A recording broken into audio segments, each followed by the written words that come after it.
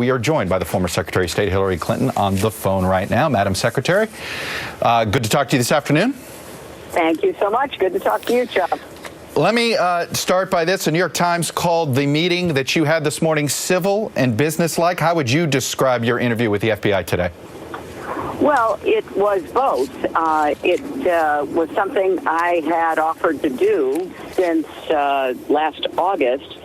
I've been eager to do it, and I was pleased to have the opportunity to assist the department in bringing its review to a conclusion. I want to ask you about specifically, obviously the central question here is whether you violated the law in the handling of classified information. 18 U.S. Code 1924, unauthorized removal or retention of classified documents or material. Why do you believe you did not violate this law? It says here, being an officer, employee, contractor, or consultant in the United States, and by virtue of his or her office, if they become possessed of documents or materials containing classified information in the United States, knowingly removing such documents or materials without authority and with the intent to retain such documents or materials at another unauthorized location. How did your private server, where you kept this classified information, some of which was retroactive, I understand, after your term as Secretary of State, how is that not a violation of this code? Well, Chuck, that's a mouthful. Let me just repeat what I have repeated for many months now. I never received nor sent any material that was marked classified, and there is a process for the review of material before it is released to the public, and there were decisions made that material should be classified. I do call that retroactively classifying.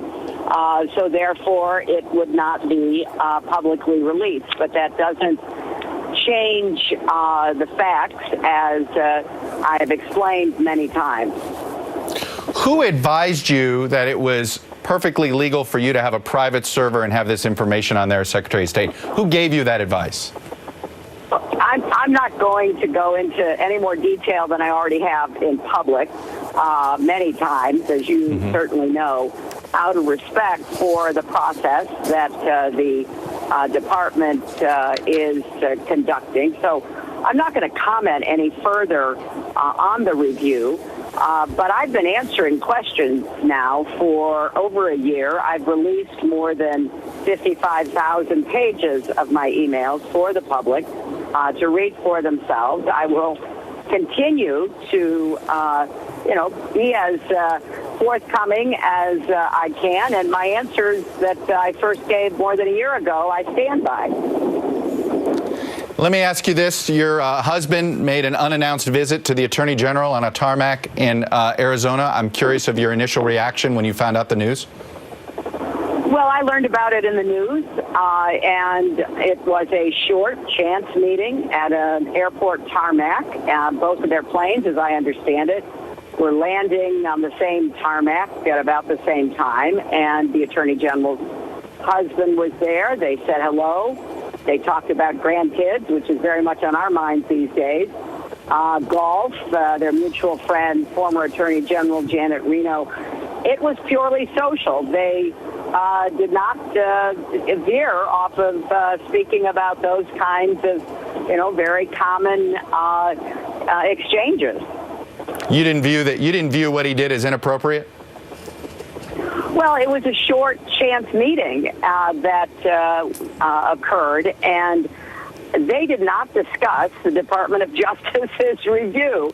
And I know that some, nonetheless, have viewed the meeting in a different light, and both the Attorney General and my husband have said they would not do it again. And the bottom line for me is I respect the professionalism and integrity of the officials at the Department of Justice handling this process. I was pleased to have a chance to sit down and answer their questions today to try to help bring this review to a conclusion. So do you understand why many in the public, some of them were political opponents of yours, some are supporters who thought that was a bad decision by your husband, that was a mistake and he should have known better? Well, I think, hindsight's 20/20. Both the Attorney General and my husband have said that they wouldn't do it again, even though it was, from all accounts that I have heard and seen, an exchange of pleasantries. But obviously, no one wants to see any untoward, conclusions drawn, and they've said they would not do it again. And finally, let me ask you this. Obviously, you've seen the polling. We've talked about this issue of your problem with voters and the issue of trustworthiness. But how does it feel to have voters believe Donald Trump is more honest and straightforward than you are by nearly a 2-to-1 margin? Well, Chuck, look, I have said that I'm going to continue to put forth my record, what I have stood for, do everything I can to earn the trust of the voters of our country. I know that's something that I'm going to keep working on, and I think that's a clear priority for me. I think that a lot of people count on me. They rely on me, just as the voters of New York did when they reelected me overwhelmingly, as they voted again for me in the primary based on, what they knew of me and how they counted on me. And indeed, President Obama, after a tough campaign, trusting me to be his Secretary of State. So, when you've been in the eye of the tornado for as long as I have, I know that there's a lot of incoming fire. I accept that, but I'm going to, keep standing up and talking about what I have done and what I will do.